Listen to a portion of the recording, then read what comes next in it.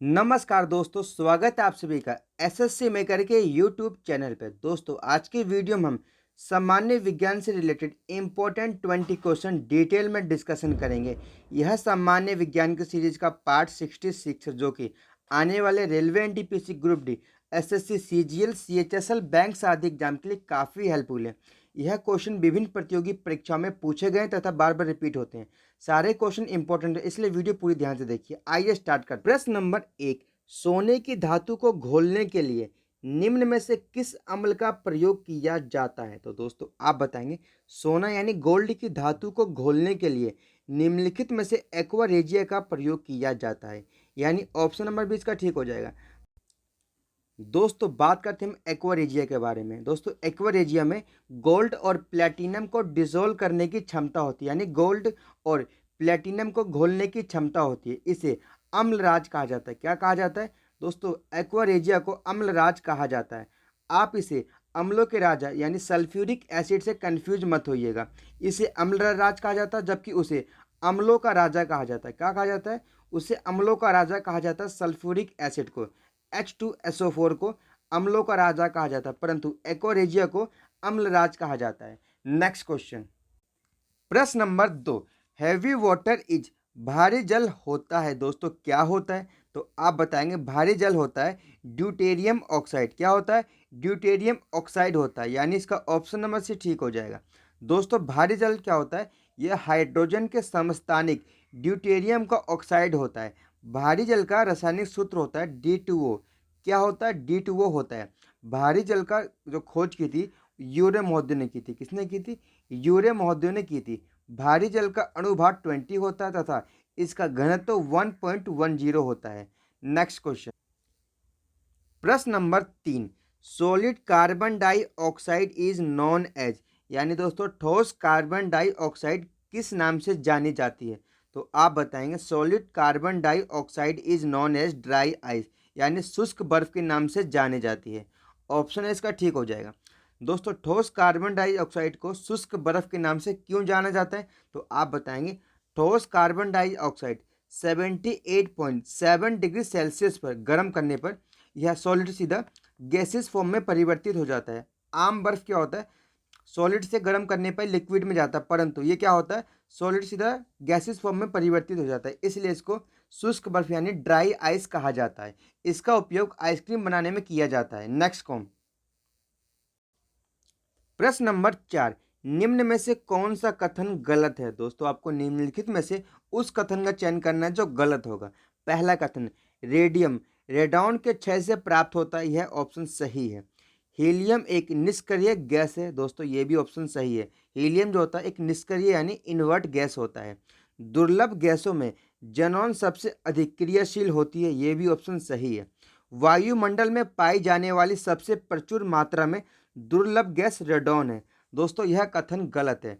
वायुमंडल में सबसे अधिक प्रचुर मात्रा में पाई जाने वाली दुर्लभ गैस रेडॉन नहीं है। तो दोस्तों कौन सी गैस है? आप बताएंगे वह गैस होती है आर्गन। क्या होती है? आर्गन गैस सबसे अधिक मात्रा में पाई जाने वाली दुर्लभ गैस होती है। इसका ऑप्शन नंबर डी ठीक हो जाएगा। दोस्तों जो आर्गन होता है यह वायुमंडल में 0.93% पाई जाती है।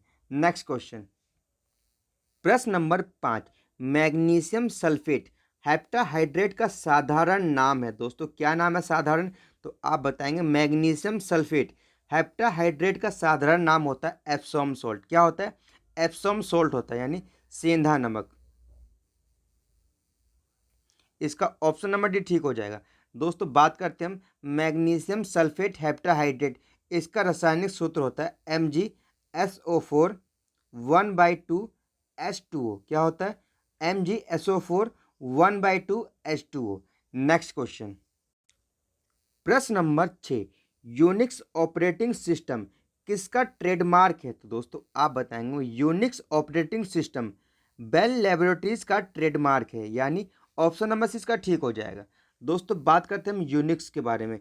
यूनिक्स एक कंप्यूटर परिचालन तंत्र है। इसे मूल रूप से 1969 में बेल प्रयोगशाला में विकसित किया गया था। इसके विकास में कैन थैमसन, डेनिस रिची, ब्रियन कर्निंगम आदि शामिल थे। अगर हम बात करें बेल लेबोरेटरीज के बारे में, तो दोस्तों बेल लेबोरेटरीज जो थी इसे बेल प्रयोगशाला एक अनुसंधान एवं विकास की प्रयोगशाला भी कहते हैं। इसे बेल लैब के नाम से जाना जाता है। यह वर्तमान में अल्काटेल लूसेंट के स्वामित्व में है। इसका हेडक्वार्टर जो है वह Murray hills, new Jersey, USA में स्थित है। नेक्स्ट क्वेश्चन, प्रश्न नंबर 7, निम्नलिखित में से किस रंगीन प्रकाश की आवृत्ति सबसे कम है? तो दोस्तों आप बताएंगे रेड कलर की जो आवृत्ति होगी सबसे कम होगी, यानी ऑप्शन नंबर भी ठीक हो जाएगा। दोस्तों लाल रंग की सबसे कम आवृत्ति तथा सबसे अधिक तरंग दैर्ध्य होती है, जबकि वॉयलेट कलर की सबसे अधिक आवृत्ति और सबसे कम तरंग दैर्ध्य होता है। नेक्स्ट क्वेश्चन, प्रश्न नंबर 8, निम्न में से कौन सा ध्वनि प्रदूषण यानी साउंड पोल्यूशन का प्रभाव नहीं है? तो दोस्तों आप बताएंगे ओजोन डिप्लीशन, यह साउंड पोल्यूशन का प्रभाव नहीं है, बल्कि ये एयर पोल्यूशन का प्रभाव होता है। किसका होता है? एयर पोल्यूशन के प्रभाव से ओजोन डिप्लीशन होता है। बाकी सभी ऑप्शन जितने भी हैं, पशुओं की मौत, उच्च रक्तचाप तथा कर्णनाद, ये सभी ध्वनि प्रदूषण का प्रभाव होते हैं। नेक्स्ट क्वेश्चन, प्रश्न नंबर 9, निम्न में से गर्म खून युक्त प्राणी है? दोस्तों व्हेल जो होता है यह गर्म खून युक्त प्राणी होता है। ऑप्शन इसका ठीक हो जाएगा। दोस्तों वार्म ब्लडेड एनिमल ये होते कौन है? दोस्तों वे एनिमल जिनके बॉडी का टेम्परेचर ऑलवेज कांस्टेंट यानी सदैव नियत रहता है। इनके बॉडी का टेम्परेचर बदलता नहीं है। इन्हें गर्म खून युक्त प्राणी या वार्म ब्लडेड एनिमल कहते हैं। जैसे मनुष्य के बॉडी का टेम्परेचर जो होता है 37 डिग्री सेल्सियस या 98.6 डिग्री फ़ारेनहाइट होता है। यह टेम्परेचर एक स्वस्थ मनुष्य का होता है, यह बदलता नहीं है। नेक्स्ट क्वेश्चन, प्रश्न नंबर 11, बच्चों का दंत सूत्र होता है। दोस्तों कितना दंत सूत्र होता है बच्चों का? तो आप बताएंगे बच्चों का दंत सूत्र होता है 2102। क्या होता है? 2102 होता है, यानी ऑप्शन नंबर भी ठीक हो जाएगा।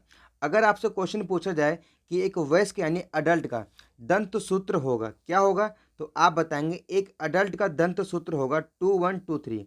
क्या होगा? 2123 एक अडल्ट का दंत सूत्र होगा।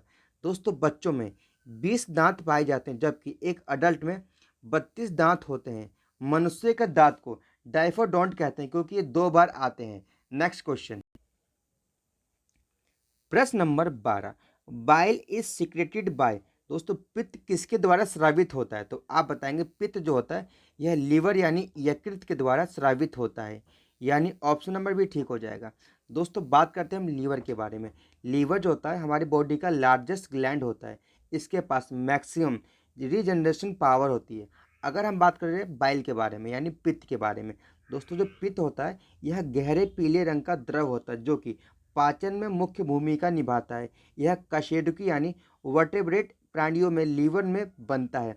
पीएच की वैल्यू कितनी होती है? तो आप बताएंगे बाइल जूस की पीएच मान 7.7 होता है। कितना होता है? 7.7 होता है। नेक्स्ट क्वेश्चन, प्रश्न नंबर 13, अमोनिया का रासायनिक सूत्र है। दोस्तों क्या है अमोनिया का रासायनिक सूत्र?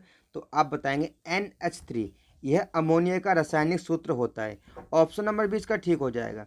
दोस्तों बात करते हैं हम अमोनिया के बारे में। अमोनिया तीक्ष्ण गंध वाली रंगहीन गैस होती है जो कि हवा से हल्की होती है। जल में यह अति विलय होती है। अमोनिया के जलीय घोल को लिकर अमोनिया कहा जाता है। क्या कहा जाता है? इसे लिकर अमोनिया कहा जाता है। जोसेफ प्रिस्टले ने क्लोराइड को चूने के साथ गर्म करके अमोनिया गैस प्राप्त किया था। नेक्स्ट क्वेश्चन, प्रश्न नंबर 14, फुलरिन जो कि कार्बन का अपर रूप होता है किसके द्वारा खोजी गई थी? तो दोस्तों जो फुलरिन थी यह रिचर्ड्स स्मैली, किसके द्वारा? रिचर्ड्स स्मैली के द्वारा 1985 में खोजी गई थी। कब खोजी गई थी? 1985 में रिचर्ड्स स्मैली के द्वारा खोजी गई थी। इसके लिए इन्हें नोबेल प्राइज दिया गया था। नेक्स्ट क्वेश्चन, प्रश्न नंबर 15, निम्नलिखित में से कौन अपना स्थान नहीं बदल सकता है? तो आप बताएंगे हाइड्रा, यह अपना स्थान नहीं बदल सकता। ऑप्शन नंबर डी इसका ठीक हो जाएगा। हाइड्रा जो होता है यह नाइडेरिया व सिलेंट्रेटा संघ में आता है। यह ससाइल यानी चिपके हुए होते हैं। नेक्स्ट क्वेश्चन, प्रश्न नंबर 16, 1981 में इसरो द्वारा प्रक्षेपित भारत के पहले जियो स्टेशनरी सैटेलाइट का नाम क्या था? तो दोस्तों आप बताएंगे 1981 में इसरो द्वारा प्रक्षेपित भारत का पहला जियो स्टेशनरी सैटेलाइट का नाम था एप्पल। क्या था? इसका नाम एप्पल था। दोस्तों भारत का पहला जियो स्टेशनरी सैटेलाइट एप्पल की फुल फॉर्म है एरियन पैसेंजर पेलोड एक्सपेरिमेंट, जो कि 19 जून 1981 को फ्रेंच गुयाना से प्रक्षेपित किया गया था। नेक्स्ट क्वेश्चन, प्रश्न नंबर 17, हेलियोसेंट्रिज्म को सपोर्ट करने के कारण किस खगोल शास्त्री को उसके घर में नज़रबंद किया गया था? दोस्तों गैलीलियो गैलीली को हेलियोसेंट्रिज्म को सपोर्ट करने के कारण उनके घर में नज़रबंद किया गया था। ऑप्शन नंबर डी इसका ठीक हो जाएगा। दोस्तों ये हेलियोसेंट्रिज्म जो थ्योरी थी यह जियोसेंट्रिज्म के विरोध में आई थी। दोस्तों हेलियोसेंट्रिज्म की थ्योरी के अनुसार जो सन है वो केंद्र में स्थित है, अर्थ बाकी सभी प्लैनेट जो हैं यह सन की रिवोल्यूशन कर रहे हैं। हेलियोसेंट्रिज्म का मतलब होता है, हेलियो का अर्थ होता है सन और सेंट्रिज्म का मतलब होता है केंद्र, यानी जो सन है वो केंद्र में स्थित है। नेक्स्ट क्वेश्चन, दोस्तों यह क्वेश्चन आप सभी के लिए होमवर्क के तौर पर दिया गया क्वेश्चन है। प्रश्न है आपका, निम्नलिखित में से कौन सा असत्य है? आपको इसका सही जवाब कमेंट सेक्शन में बताना होगा। नेक्स्ट क्वेश्चन, दोस्तों प्रश्न नंबर 19, एक लाइट बल्ब का फिलामेंट किससे बना होता है? दोस्तों आप बताएंगे। एक लाइट का जो बल्ब का फिलामेंट होता है वह टंगस्टन का बना होता है। किसका बना होता है? टंगस्टन का बना होता है। दोस्तों टंगस्टन होता है, इसका जो गलनांक यानी मेल्टिंग पॉइंट होता है वो काफ़ी अधिक होता है, इसलिए इसका प्रयोग बल्ब के तंतु के रूप में किया जाता है। नेक्स्ट क्वेश्चन, दोस्तों आज की वीडियो का अंतिम प्रश्न, प्रश्न नंबर 20, एकमात्र अधातु जो कमरे के तापमान पर द्रव में बदल जाता है उसका नाम है। दोस्तों उसका क्या नाम है? तो आप बताएंगे। एकमात्र अधातु जो कि कमरे के तापमान पर द्रव में बदल जाता है उसका नाम है ब्रोमीन। क्या नाम है? उसका नाम है ब्रोमीन। ऑप्शन इसका ठीक हो जाएगा। दोस्तों जो ब्रोमीन होता है ये एकमात्र अधातु है जो कि कमरे के तापमान पर द्रव में बदल जाता है। अगर यहाँ पर धातु पूछा जाता तो आप बताते मरकुरी। मरकुरी जो है यह एकमात्र धातु है जो कि कमरे के तापमान पर द्रव में बदल जाता है, परंतु इस क्वेश्चन में आपसे अधातु पूछा था तो आप बताएंगे ब्रोमीन जो होता है यह कमरे के तापमान पर द्रव में बदल जाता है। आज की वीडियो से इतने इंपॉर्टेंट क्वेश्चन बन सकते थे। अगर आपको यह वीडियो पसंद आई तो वीडियो को लाइक करिए, चैनल को सब्सक्राइब करिए और इस वीडियो की PDF आप एसएससी मेकर टेलीग्राम चैनल से प्राप्त कर सकते हैं। धन्यवाद दोस्तों।